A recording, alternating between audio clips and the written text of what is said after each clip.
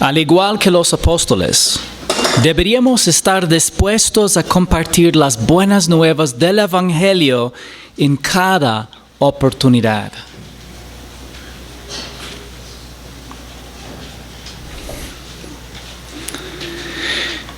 Hoy seguimos estudiando el discurso del Monte de los Olivos. Esta es parte 2.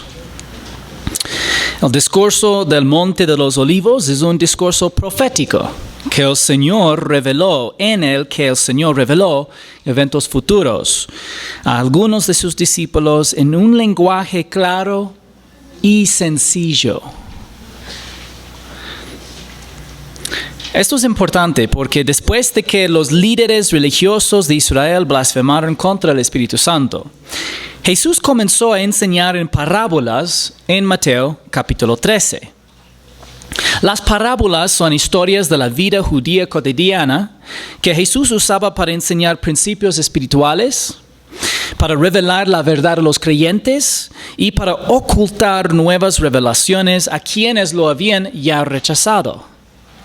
A veces sus discípulos le pedían aclaraciones sobre el significado de una parábola y él les explicaba con un lenguaje claro y sencillo el mensaje y el principio de la parábola. Pero hay una diferencia con el discurso del Monte de los Olivos. La diferencia radica en que no fue un discurso público y no fue una parábola. Solo compartió con sus discípulos y, por lo tanto, no debemos intentar encontrarle un significado alegórico. En cambio, debemos verlo como simples predicciones del futuro. Y no tenemos tiempo esta mañana para examinar muchas de las interpretaciones equivocadas del discurso del Monte de los Olivos. Pero es suficiente para mencionar que para muchas personas ellos vean bastantes de las cosas que dijo Jesús como simplemente unas expresiones alegóricas, como si fuera una parábola. Pero no vemos introducida este pasaje como una parábola. Vemos a Jesús hablando en privado con sus discípulos y dándoles predicciones acerca del futuro. ¿Cuándo fue el discurso del Monte de los Olivos? El día 31 de marzo, martes 31 de marzo, 33 después de Cristo. En Mateo 24, 1 al 14, vimos la primera parte del discurso donde Jesús describió el comienzo de la tribulación, enumerando los mismos eventos que el apóstol Juan describió en Apocalipsis capítulo 6. Entonces el Señor hizo una pausa en su enseñanza sobre la consumación del siglo para responder a la pregunta de los discípulos sobre la destrucción del templo. Mateo 24, 1 al 14, respondió parte de la pregunta: ¿cuál será la señal de tu venida y de la consumación de este siglo? Lucas 21, 12 al 28, respondió a la pregunta: ¿cuándo sucederá esto? Hablando acerca de la destrucción del templo.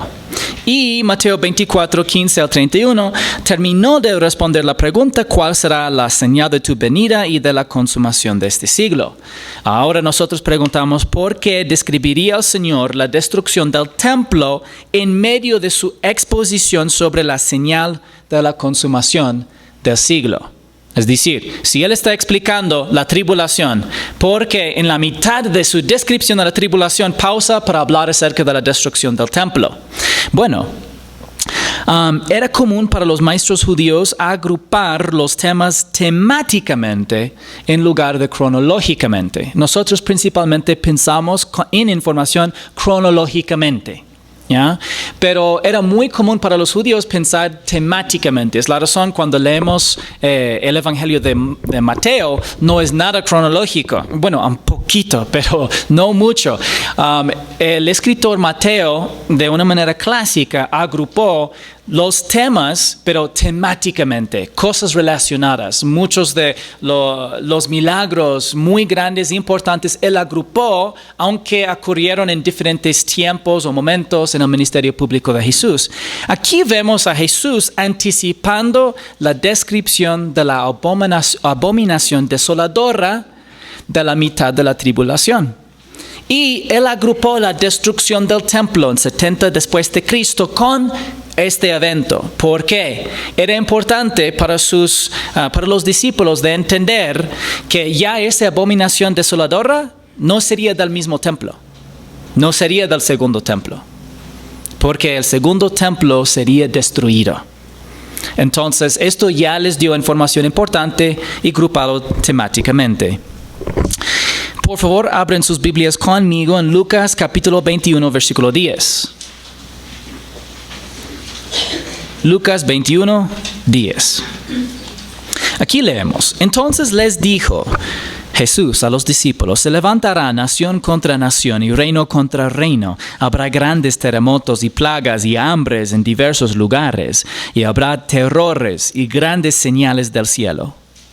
Pero antes de todas estas cosas, a ustedes les echarán mano y los perseguirán, entregándoles a las sinagogas y cárceles, llevándolos ante reyes y gobernantes por causa de mi nombre. Aquí dice,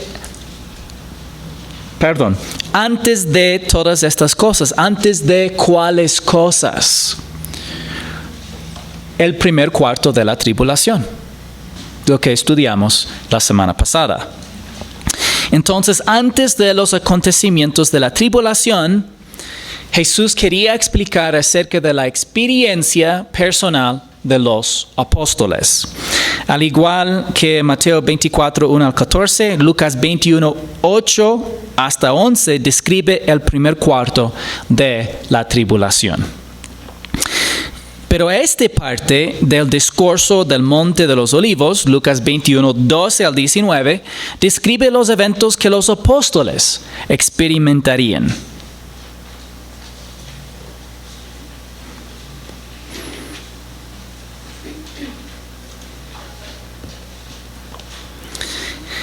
Él dijo: a ustedes les echarán mano y los perseguirán.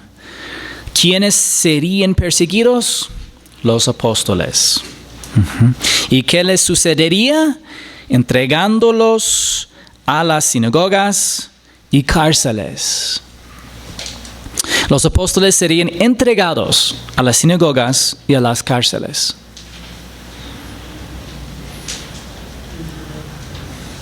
Y leemos un ejemplo de esto en el libro de los Hechos, que también fue escrito por el mismo escritor, Lucas. Ellos aceptaron su consejo, la sinagoga aceptaron el consejo de uno de sus líderes, y después de llamar a los apóstoles, los azotaron y les ordenaron que no hablaran más en el nombre de Jesús, y los soltaron. Los apóstoles pues salieron de la presencia del concilio, regocijándose de que hubieran sido considerados dignos de sufrir afrenta por su nombre.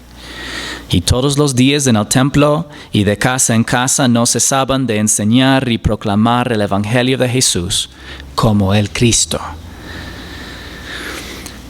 Más tarde también fueron llevados ante los reyes. Dice, llevándolos ante reyes y gobernadores por causa de mi nombre. El apóstol Pedro habló ante el emperador Nerón, y el apóstol Pablo habló ante el rey Agripa y también emperador Nerón, cumpliendo así esta predicción del Señor. Esto les dará oportunidad de testificar. Por tanto, propónganse en sus corazones no preparar de antemano su defensa, porque yo les daré a ustedes palabras y sabiduría que ninguno de sus adversarios podrá resistir ni contradecir. El Señor instruyó a los apóstoles a no meditar en cómo defenderse en la corte. Pero eso no significa que no debamos meditar en cómo compartir el evangelio. Algunas personas han interpretado estas palabras como que los creyentes no deberían meditar en cómo presentar el Evangelio.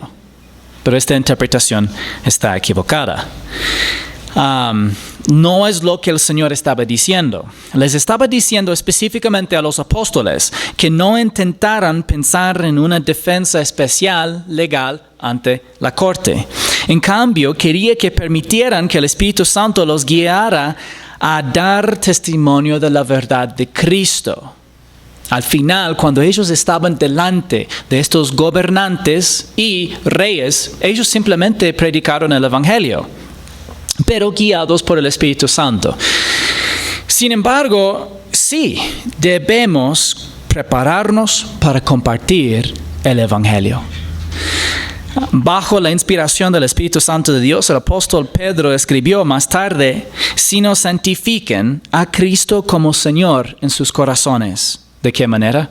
Estando siempre preparados para presentar defensa ante todo el que les demande razón de la esperanza que hay en ustedes. Pero háganlo con mansedumbre y reverencia. Hay 4 aplicaciones que podemos derivar de este versículo. Los creyentes deberían prepararse para compartir el Evangelio.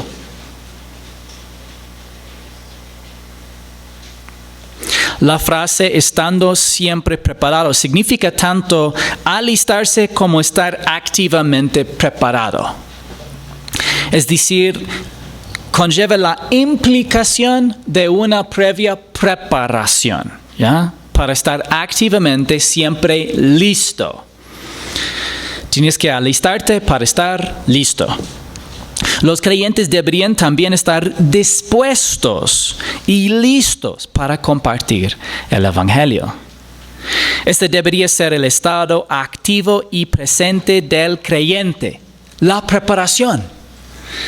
De la misma manera que debemos estar preparados para la venida del Señor, también deberíamos estar preparados para compartir el Evangelio con cualquiera que nos pida una explicación de nuestra esperanza. Y es algo activo. Deberíamos vivir nuestra vida espiritual activamente, esperando la venida del Señor. Pero de la misma manera, deberíamos estar activamente listos para compartir nuestra esperanza. Bueno, más que solamente compartir nuestra esperanza, dar una defensa, una explicación razonada a cualquier persona que pide una explicación de nuestra esperanza. Y entonces los creyentes deberían compartir su esperanza con todos para estimular preguntas que conduzcan al Evangelio. El apóstol Pedro asume que los creyentes compartirán su esperanza con todos. Es la razón que él ni dijo comparten su esperanza con todos. Más bien él dijo, estén siempre preparados para presentar una defensa ante toda persona que te pide una razón por tu esperanza. Entonces significa que él pensaba y asumió que automáticamente los creyentes van a compartir su esperanza con todos. A menudo, egoístamente ocultamos nuestra esperanza en lugar de compartirla abiertamente con los demás. Pedro asume que primero compartiremos nuestra esperanza en Cristo y luego compartiremos las buenas nuevas del Evangelio cuando nos pidan una explicación. Hay 1000 pequeñas oportunidades para alabar al Señor y darle crédito en nuestras vidas, para mencionar nuestra identidad en Cristo y nuestra esperanza viva de ir al cielo al morir, la esperanza de que Jesús regrese por nosotros y la esperanza de la resurrección. Tenemos muchas oportunidades para compartir esta esperanza con otras personas. Y el Señor desea que nosotros que podamos compartir esta esperanza abiertamente, libremente, como las buenas nuevas o buena noticia de que alguien va a casarse.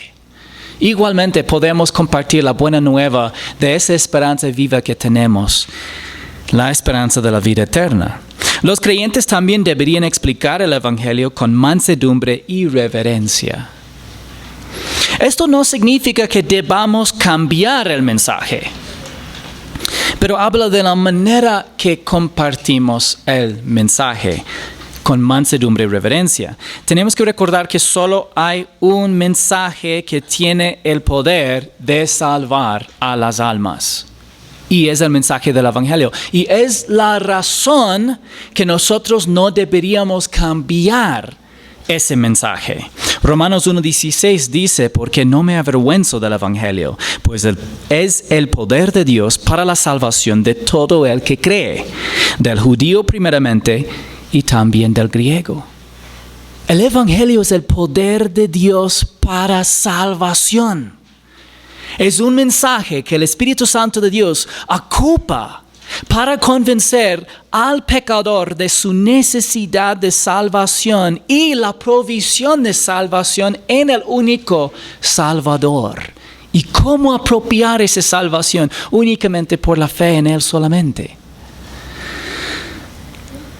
Es la razón, hermanos, que sí importa cómo compartimos el Evangelio. Es una buena razón de pensar de antemano y meditar cómo compartir ese mensaje. Al compartir ese mensaje debemos hacerlo con humildad y respeto, porque Jesús murió por la persona con quien compartes el Evangelio. Y Jesús desea que esa persona sea salva. Al compartir el Evangelio, los creyentes reflejan que honran a Cristo, el Señor, como santo en sus corazones. Porque todo lo que vimos realmente eran participios. Porque decía, honra al Señor Jesús. ¿Y cómo lo hacemos? Estando siempre dispuestos, listos, preparados para presentar una defensa ante todo aquel o cualquier persona que nos pide una explicación o una razón por la esperanza que hay en nosotros. Pero ¿cuál es una manera eficaz de compartir el Evangelio? Vamos a ver solamente una manera, porque hay muchas maneras y algunas maneras buenas, y esta es una. Tú tienes en la hoja al otro lado ya la mano del Evangelio. El mapa del Evangelio es similar. La mano del Evangelio es una manera tal vez más fácil de recordar el mensaje del Evangelio para compartir ese mensaje con los demás. Bueno, cuando compartes el Evangelio con alguien, quieres enseñarle 4 temas principales. 4 temas principales. Aquí está dividido los 4 temas, puedes ver en esos cuadros. El primer tema es el contexto del Evangelio. ¿Ya? ¿Cuál es un contexto? Bueno, cualquier contexto es la información de apoyo que le da importancia al mensaje para el oyente. Para que el oyente pueda reconocer la importancia del Evangelio, de su mensaje, de su contenido, tenemos que proveer un contexto. ¿Y qué nos dice el contexto del Evangelio? Primero nos dice quién es Dios. Es santo y justo. ¿Ya? Salmo 99:9 dice, exalten al Señor nuestro Dios y póstrense ante su santo monte, porque santo es el Señor nuestro Dios. ¿Ya? Dios es santo. Obviamente tú necesitas saber de antemano qué significa santo, que Él es sin pecado, que Él es moralmente puro. Pero santo también conlleva el sentido de la justicia, es una expresión de su santidad. Santidad también significa que Dios es único y Él es apartado. Pero el contexto del Evangelio dice quién es Dios, pero también dice quiénes somos nosotros. Y nosotros somos pecadores, como dice Romanos 3:23, por cuanto todos pecaron y no alcanzan la gloria de Dios. En el contexto, la gloria de Dios habla de su justicia. Si tú lees el pasaje, tú vas a ver que la gloria de Dios es su perfecta justicia. Y ningún hombre alcanza el estándar de su justicia. Finalmente, el contexto del Evangelio nos dice lo que merecemos como pecadores. Y lo que merecemos es la muerte. Romanos 6:23 dice, porque la paga del pecado es muerte, pero la dádiva de Dios es vida eterna en Cristo Jesús, Señor nuestro. Por supuesto, queremos explicar cada uno de estos puntos con más detalle. Pero por lo menos si tú puedes recordar la importancia de demostrar al pecador que Dios es santo y que ellos son pecadores y que lo que merecen por el pecado es la muerte, entonces has dado un contexto importante. En resumen, la muerte representa la separación espiritual de Dios que conduce a la separación eterna en el lago de fuego. Es importante conectar el concepto de muerte al lago de fuego para que ellos entiendan a dónde lleva esa muerte espiritual en lo cual ellos ya han nacido, según Efesios capítulo 2. Entonces aquí vemos ya el contexto del Evangelio, quién es Dios, Él es santo y justo, y quiénes somos nosotros, somos pecadores y lo que merecemos, que es la muerte. Lo siguiente que queremos compartir es el contenido del Evangelio, ¿ya? Podemos decir la sustancia del Evangelio. Este es el verdadero mensaje salvador. Y primero nos dice, ¿quién es Jesús? Él es Dios. Mateo 1:23 es un buen versículo para enseñar este principio, esta verdad. He aquí la Virgen concebirá y dará a luz un hijo y le pondrán por nombre Emmanuel, que traducido significa Dios con nosotros. Hay otros pasajes también. A mí me gusta en Juan capítulo 10, versículos 30 al 33, creo que es una buena explicación porque demuestra cómo los judíos entendían su referencia a la unidad de Jesús y el Padre como una expresión de su deidad, de que Él estaba diciendo ser Dios. Pero quieres demostrar a la persona con quien vas a compartir el Evangelio que Jesús es Dios. Yo les recomiendo compartir en una Biblia impresa. Y la razón es porque las personas, de verdad psicológicamente, ellos confían mejor en una Biblia que ellos pueden sentir y pueden ver. Y cuando tú abres la Biblia al versículo, ellos confían que realmente es de la Biblia. Cuando tú dices, la Biblia dice, y citas un versículo de memoria, qué bueno. Y el Espíritu Santo de Dios ocupará ese versículo. Pero yo he encontrado muchas veces que no hay la misma interacción en el corazón humano si ellos no ven el versículo en una hoja de una Biblia. Entonces, por esta razón, yo les recomiendo que ocupan la Biblia impresa así para enseñar el mensaje del Evangelio. Yo a veces he tenido la oportunidad de compartir el Evangelio con un taxista, ¿ya? Y vamos de un lugar a otro lugar y le comparto full versículos y todavía yo veo que ellos entienden y la palabra está interactuando con su corazón, pero el nivel de atención es todavía un poco diferente y la comprensión no alcanza el mismo nivel. Pero bueno, en segundo lugar, el contenido del Evangelio nos habla de qué hizo Jesús o su obra. ¿Ya? Cuando hablamos de la obra de Jesús, estamos hablando de que Él murió por nuestros pecados, fue sepultado y resucitó al tercer día. Esta es la obra de Jesús o lo que hizo por nosotros. Romanos 5:8 dice, pero Dios demuestra su amor para con nosotros en que siendo aún pecadores, Cristo murió por nosotros. Obviamente tú tienes que explicar qué significa eso, porque muchas personas dirán, bueno, yo sé que murió por nosotros, yo sé que murió por nuestros pecados, pero ellos no entienden el concepto de sustitución. Es decir, casi para ellos Jesús murió por nuestros pecados simbólicamente, pero no literalmente.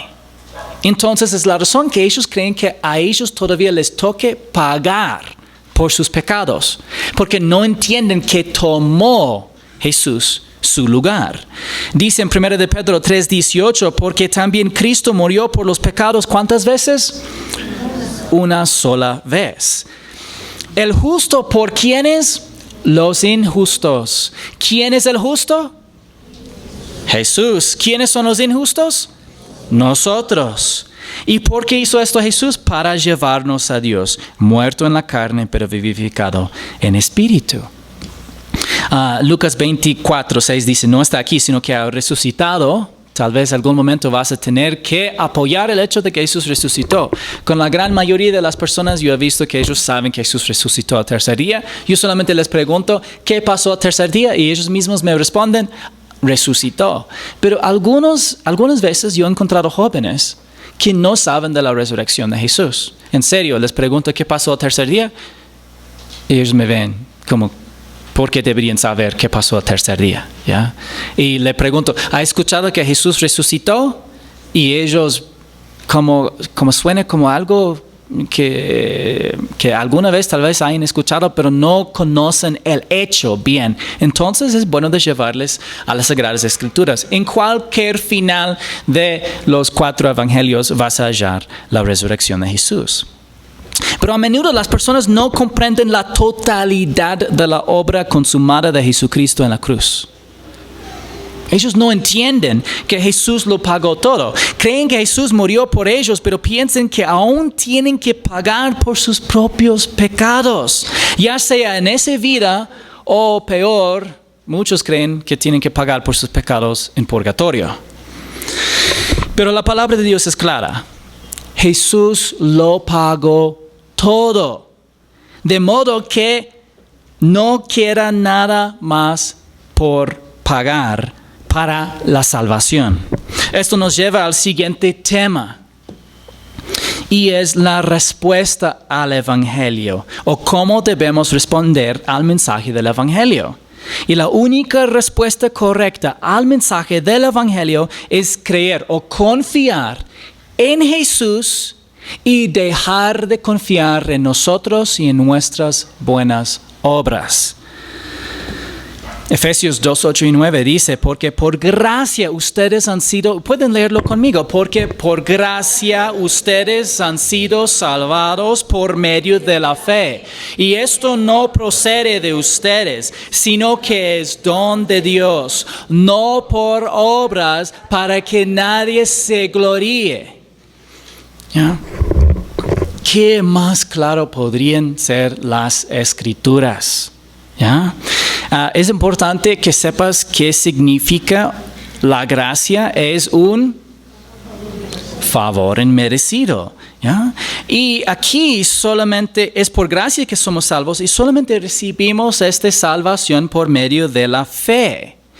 Cuando dice, y esto no procede de ustedes, es importante que sepan a qué hace referencia esto, porque algunos maestros con buenas intenciones, pero equivocadamente, dirán, y esto no procede de ustedes. Ellos dicen que hace referencia a la fe. Ellos dicen, esta fe no procede de ustedes. Gramáticamente, los mejores maestros de griego, tanto... ¿cómo se llama? Uno es Wallace y el otro es Mounce, ya sus apellidos sí recuerdo, ¿ya? Y ellos los dos dicen que gramáticamente es casi imposible que hace referencia a la fe, ¿ya? No hace referencia a la fe y esto procede de ustedes. Esto hace referencia o aquí cuando dice salvados, un concepto adverbial o una acción en el pasaje anterior, o hace referencia a todo el concepto principal. De todos modos, tú llegas a la misma conclusión. Habla de salvación.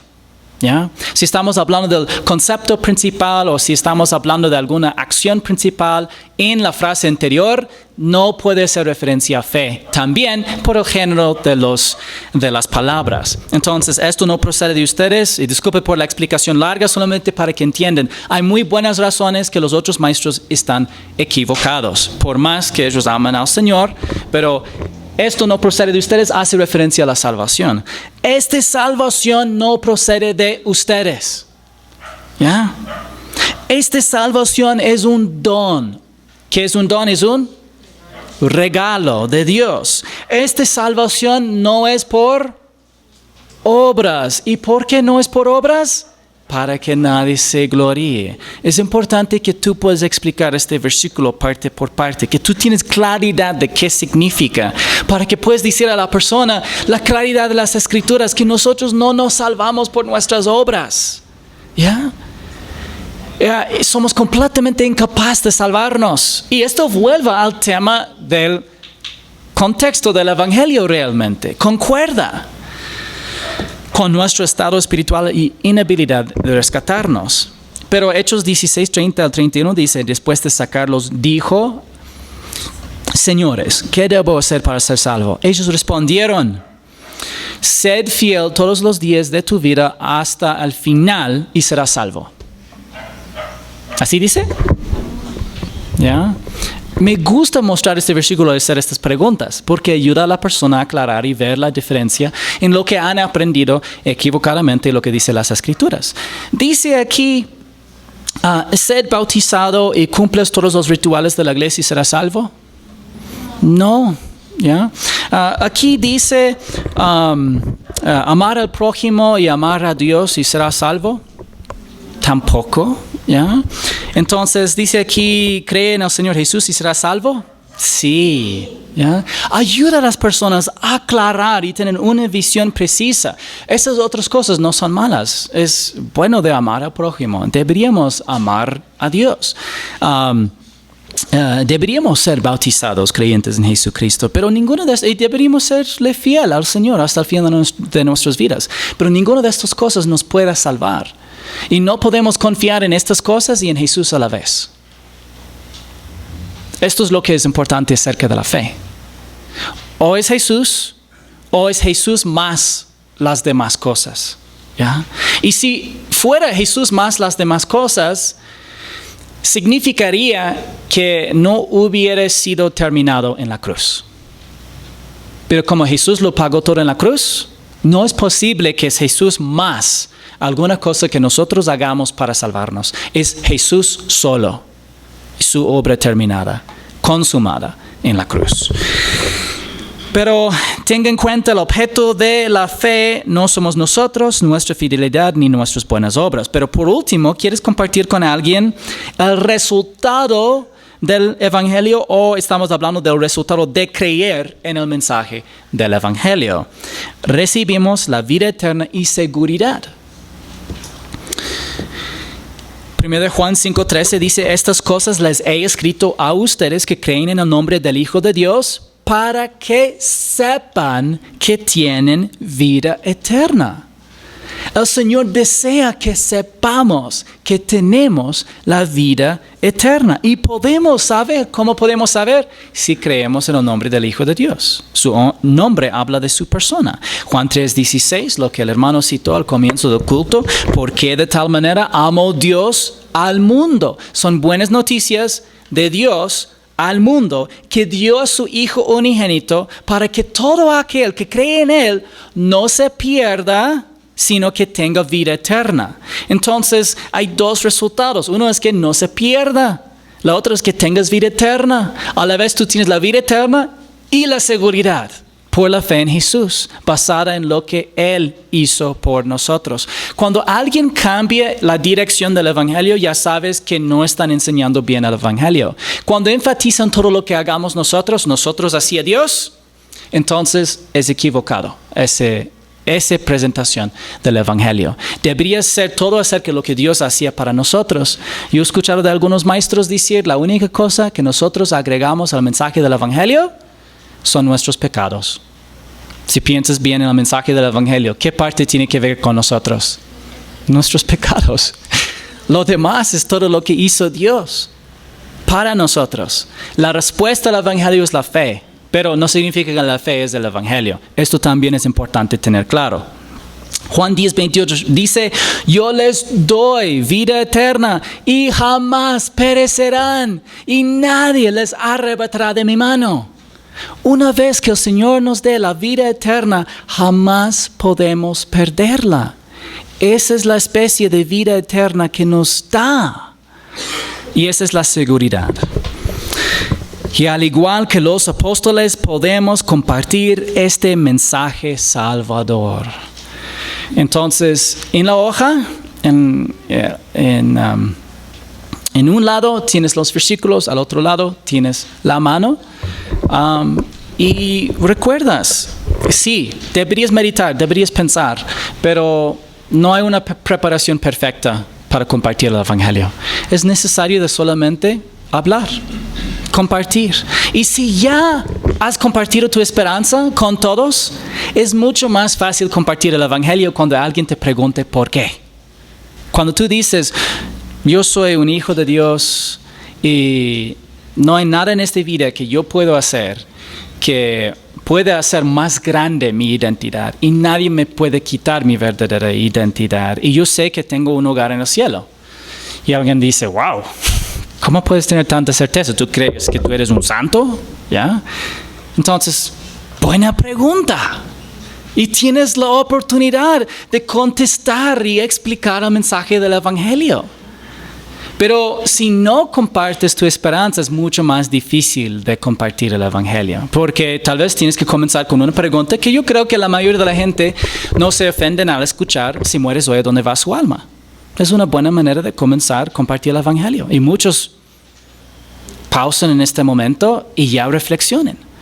Pero si ya has compartido algún otro mensaje, si tú ya has dicho algo, si ellos tal vez ellos tal vez te dicen, oye, muy buen trabajo en este área, tú haces el mejor trabajo que yo he visto. Y tú dices, bueno, gracias al Señor no más, ¿ya? Todo le debo a Él, y más que todo, como Él me ha dado la vida eterna, yo quiero servirle. Y la pregunta, más después eso queda en la mente de la persona, la vida eterna.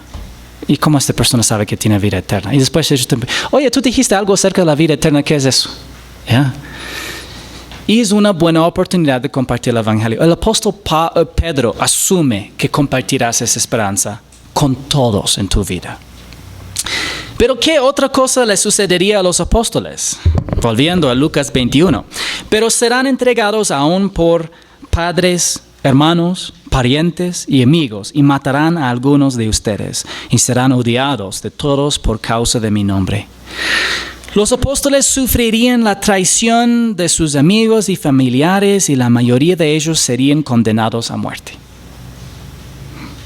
Para muchos cristianos del primer siglo, la muerte era una consecuencia esperada por proclamar abiertamente su fe en Jesús. Este sigue siendo la realidad para los cristianos que viven en muchos países del Oriente Medio y en África. Están dispuestos a dar la vida para ser bautizados. Sabemos que no nos salva por ser bautizados.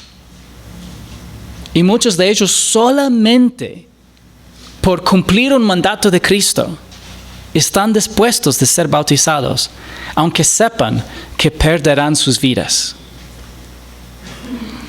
Están dispuestos a dar la vida para cantar himnos en voz alta. Están dispuestos a dar la vida para congregarse como iglesia local, y a veces quedan todos los cristianos quemados dentro de iglesias, dentro de edificios donde reúnen las iglesias. Y saben que ellos tienen más razón. Y están dispuestos a dar la vida física para compartir la vida eterna con los demás. Ellos saben que tal vez comparten con algún vecino, y el vecino ya va a contar a alguna autoridad que va a traer hombres que ya les va a matar a todos. Pero arriesgan sus vidas para compartir las buenas nuevas. De los 12 apóstoles, solo uno murió por causas naturales: el apóstol Juan. Creo que deberíamos sorprendernos por nuestra propia renuencia a hacer los sacrificios más básicos por el Señor en nuestras vidas. A veces cuando me veo en el espejo y pienso en mi disposición de sacrificar, y comparo con lo que veo en las Escrituras, pienso que no tengo la disposición que debería tener. Estamos tan centrados en vivir la vida que queremos y en buscar desesperadamente la autorrealización y comodidad, que perdemos el verdadero propósito de nuestras vidas. Recuerden que siempre estaremos dispuestos a sacrificarnos por las cosas que más nos importan. Y si es un sacrificio, significa que nos cuesta algo. Un gran sacrificio es la buena opinión de los demás. Puedo decirles que una de las cosas que más me cuesta aceptar en mi caminar con el Señor es ser odiado por hacer, decir o apoyar lo que es bueno o verdadero.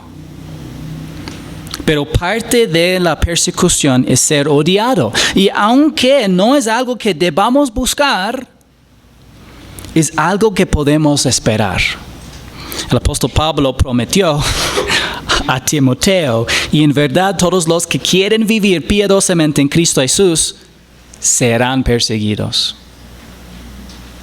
¿Y por qué se nos puede garantizar la persecución? Jesús dijo en Juan 15, 18 al 21, si el mundo los odia, sepan que me ha odiado a mí antes que a ustedes. Si ustedes fueran del mundo, el mundo amaría lo suyo. Pero como no son del mundo, sino que yo los escogí de entre el mundo, por eso el mundo los odia. Acuérdense de la palabra que yo les dije. Un siervo no es mayor que su Señor. Si me persiguieron a mí, también los perseguirán a ustedes. Si guardaron mi palabra, también guardarán la de ustedes.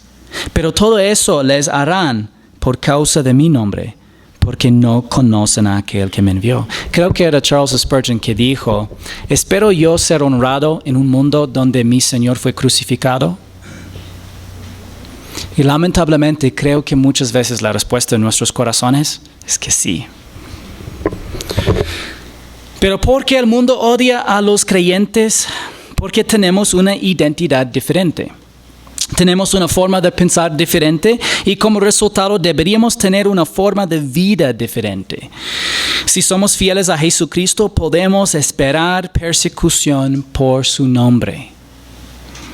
Del mismo modo, si alguien responde a Jesús, responderá a quien comparte su palabra. Por eso Jesús advirtió, ay de ustedes cuando todos los hombres hablen bien de ustedes, porque de la misma manera trataban sus padres a los falsos profetas. Algunos creyentes piensan erróneamente que con suficiente amor, humildad y respeto, siempre se ganará a un gran número de personas para Cristo. A veces eso sucede. Pero en ocasiones el amor, la humildad y el respeto aún pueden provocar ira. Es la razón que también todavía sigue siendo importante que seamos fieles al mensaje del Evangelio y compartamos la verdad. Pero ¿qué prometió Jesús a los apóstoles? Sin embargo, ni un cabello de su cabeza perecerá. Con su perseverancia ganarán sus almas. Pero, ¿qué significa eso? Si acabó de decir que que algunos de ellos van a morir. Y sabemos que 11 de los 12, hablando con el último siendo también reemplazado por Matías. Pero Tom Constable escribe, al perseverar fielmente ante la persecución, preservarían su vida. Es decir, no morirían antes de que fuera la voluntad de Dios. Por un momento tal vez esto no te parezca como un ánimo grande, pero como dice mi suegro, el pastor Sean Laughlin, eres inmortal hasta que el Señor te llame a casa. Este sí es un gran aliento. Voy a repetir de esta manera que creo que nosotros entendemos, o tal vez no entendemos.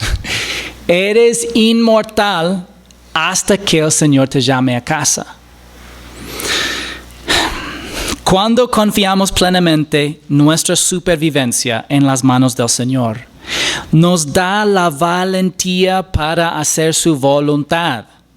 Cuando sientes que apenas sobrevives, es fácil justificar el no buscar al Señor y su voluntad. Pero a la luz de la eternidad, podemos procurar tomar decisiones sabias, pero en última instancia podemos confiar nuestra supervivencia a aquel que soberana y providencialmente provee todas nuestras necesidades por su gracia. Es decir, si tú enfrentas cualquier situación diciendo, voy a serle fiel al Señor, y de verdad, Él me puede hacer pasar por cualquier cosa, estando en su voluntad, confiando en Él.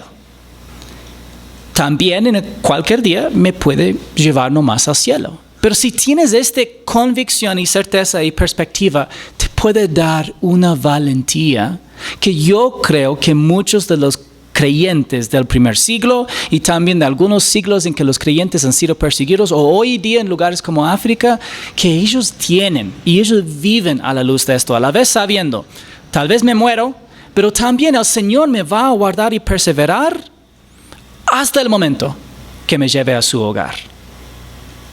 Eres inmortal hasta que el Señor te llame a casa.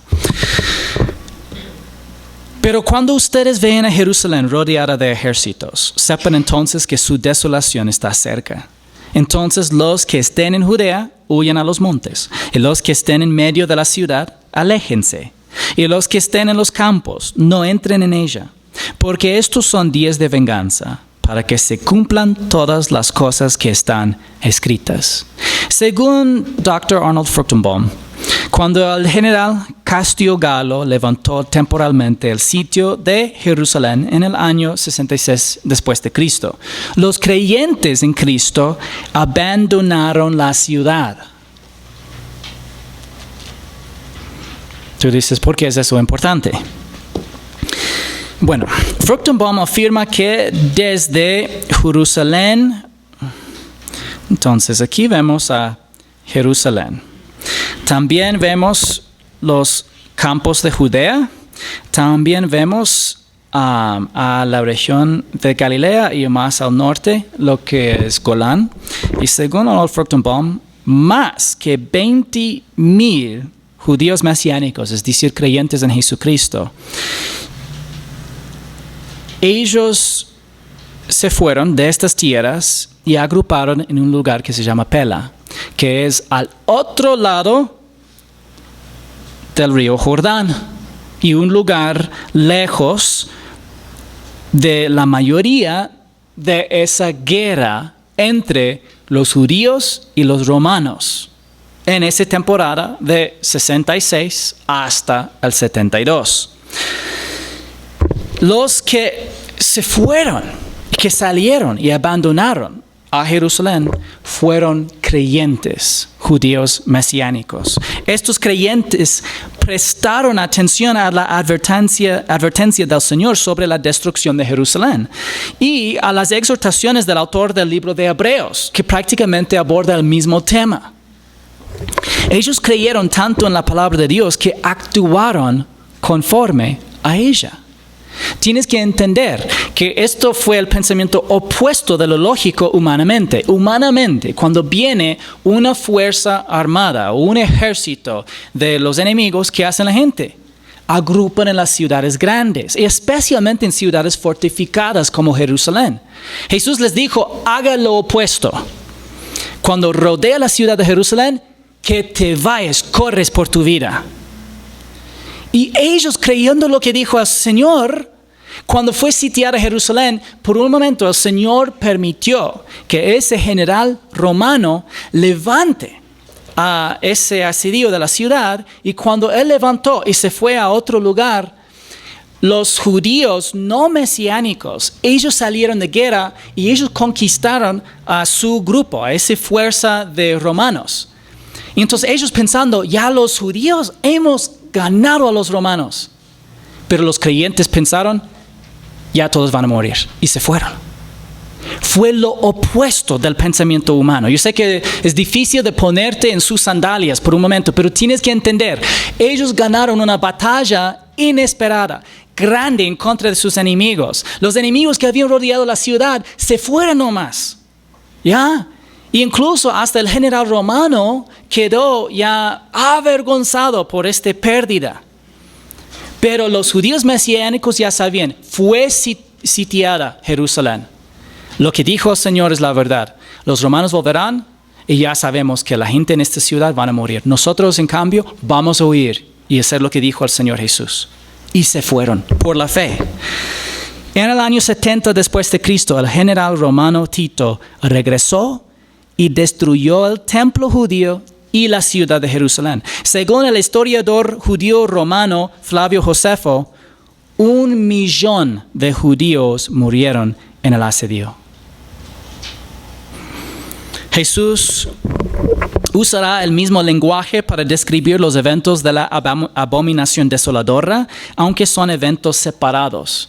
Y la razón es porque después podían los judíos leer y ver que el mismo nivel de desastre les va a venir en el futuro todavía.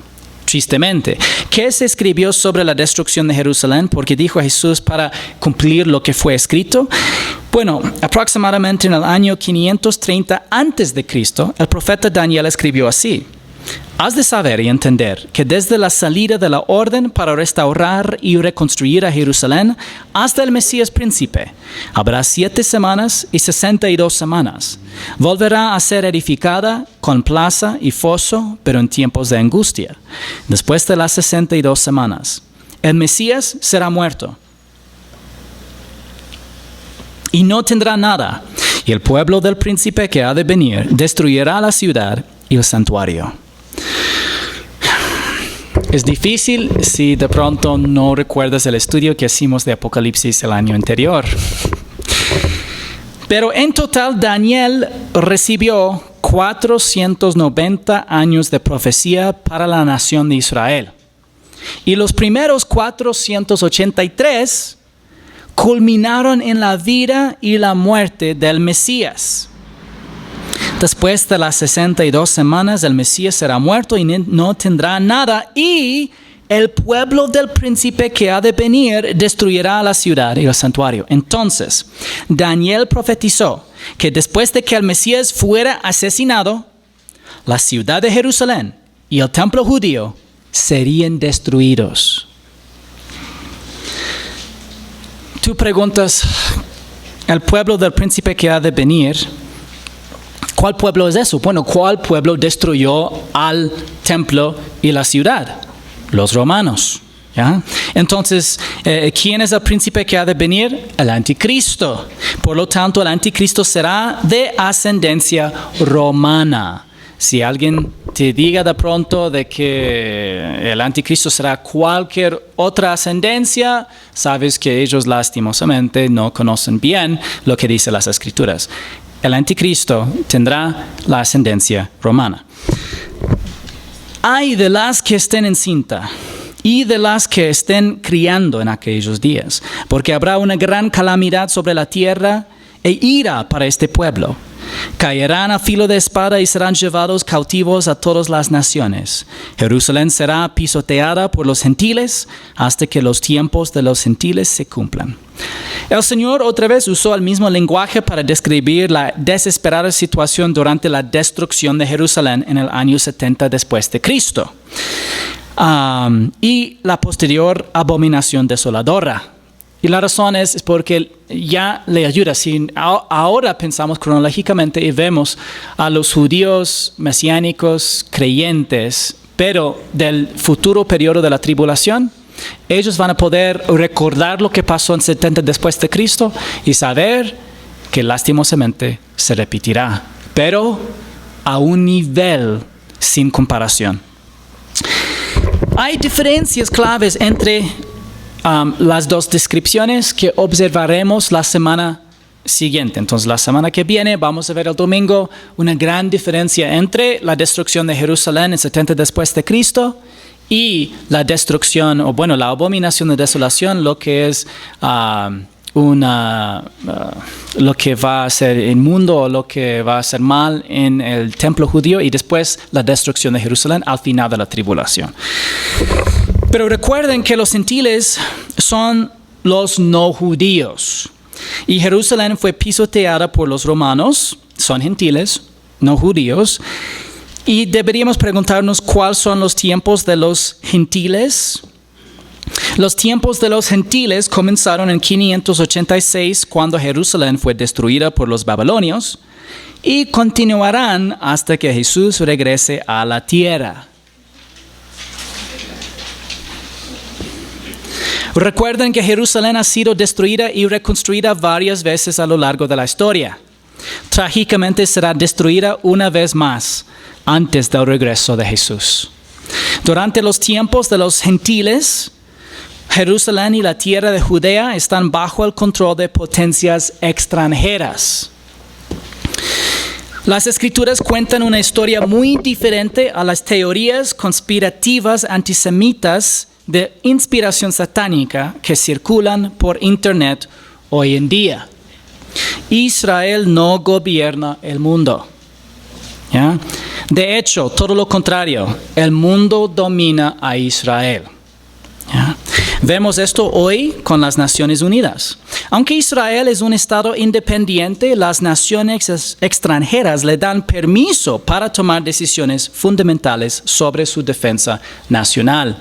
Eso es algo único que ellos han experimentado prácticamente a través de todo el tiempo de su pueblo, con solo unas excepciones cortos, como vemos en el tiempo, por ejemplo, de los hasmonianos. Fue una excepción en la historia de Israel desde 586 hasta al final del futuro tribulación. Después de describir la destrucción de Jerusalén, Lucas saltó al final de los tiempos de los gentiles con la segunda venida. Y esto podemos saltar porque lo estudiaremos en detalle en otro estudio. Pero preguntamos por qué Lucas omitió tanto del discurso del Monte de los Olivos, y la respuesta es porque los demás escritores de los evangelios sinópticos mencionaron la abominación desoladora, pero ellos omitieron la destrucción de Jerusalén. Entonces puedes entender, Lucas habló de la destrucción de Jerusalén, pero Mateo y Marcos hablaron de la desolación desoladora. Y él respondió, es el único que respondió a la pregunta ¿cuándo será destruido el templo? Y eran 70 después de Cristo. El Evangelio de Lucas fue escrito antes del libro de los Hechos. Y el libro de los Hechos, termina aproximadamente en el año 60 después de Cristo. Por lo tanto, estas predicciones deberían impresionarnos. Mateo, Marcos y Lucas predijeron con precisión la inminente destrucción de Jerusalén y del templo judío que ocurrió tan solo 37 años después de la muerte, resurrección y ascensión del Señor Jesucristo. Lucas probablemente escribió su evangelio tan solo 10 años antes de la destrucción de Jerusalén. Y fue algo que para los judíos fue algo que no podían imaginar realmente suceder. El libro de Apocalipsis fue escrito en el año 90 después de Cristo y predice que existirá un tercer templo en Jerusalén durante los eventos futuros del día futuro profético del Señor. ¿Creemos que esa predicción también se cumplirá? Sí. La palabra de Dios dice que Jerusalén será destruida una vez más y en sus ruinas un remanente de hombres, mujeres y niños judíos sobrevivientes clamará con fe a Jesús como su Señor, Dios y Mesías. Y Él regresará del cielo con nosotros para rescatarlos. Si creemos estas cosas, debemos compartir las buenas nuevas del Evangelio con otros para que estén ahí con nosotros, montados en caballos blancos, descendiendo del cielo para observar a nuestro Señor y Salvador rescatar a su pueblo Israel. Y el pueblo de Dios dijo: